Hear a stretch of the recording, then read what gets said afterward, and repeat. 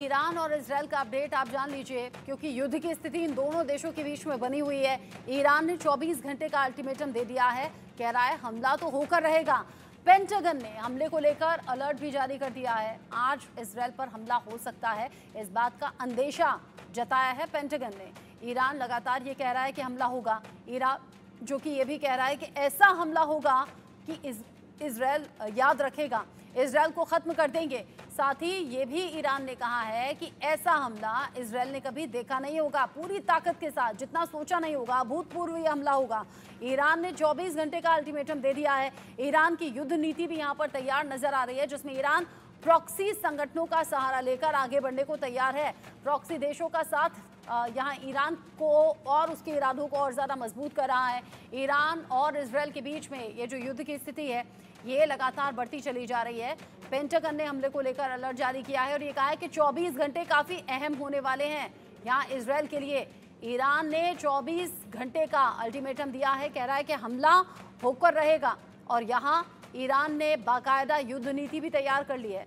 Iran ने युद्ध नीति तैयार की तो वहाँ स्ट्रैटेजी इजरायल की भी सामने आ रही है, जहाँ इजरायल ने इस विध्वंसक स्थिति को देखते हुए अंडर वाटर ग्राउंड यहाँ उसने अपना बंकर बना लिया है, जहाँ पर आगे के युद्ध की स्थिति को लेकर स्ट्रैटेजी तैयार हो रही है।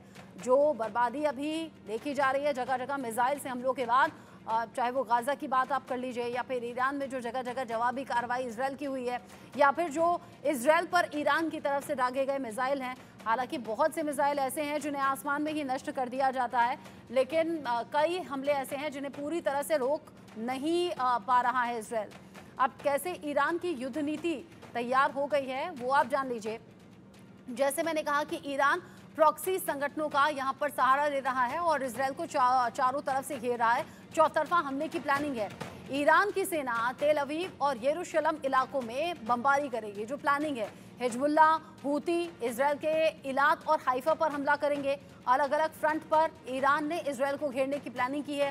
प्रॉक्सी संगठन एयरबेस और मिलिट्री बेस, आईडीएफ गोदाम, यहाँ हमला करने की प्लानिंग कर रहे हैं। यानी कि अलग अलग जगह जब एक ही साथ हमले होंगे तो इजरायल को, इजरायल की सेना को, वहाँ के प्रशासन को, सरकार को ये समझ नहीं आएगा कि कैसे हालात पर कंट्रोल करना है। और यही है ईरान की युद्ध नीति कि चारों तरफ से अलग अलग फ्रंट पर इजरायल को घेरा जाए। यहाँ एयरबेस पर अलग हमला होगा, आईडीएफ के गोडाउन पर अलग हमला होगा। और ये जो अलग अलग हमले की रणनीति बन रही है ईरान की तरफ से, उसकी काट ढूंढने में अब इजरायल लगा हुआ है।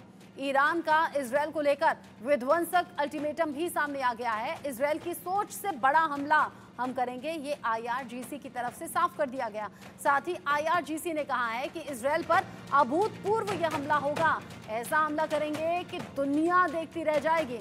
इजरायल को खत्म करने का वक्त अब आ गया है, ये साफ तौर पर ईरान ने धमकी दी है। धमकी भरे लहजे में कह दिया है कि ऐसा हमला करेंगे कि दुनिया देखती रह जाएगी। इजरायल को खत्म करने का ये वक्त है और हम इजरायल को खत्म करके रहेंगे।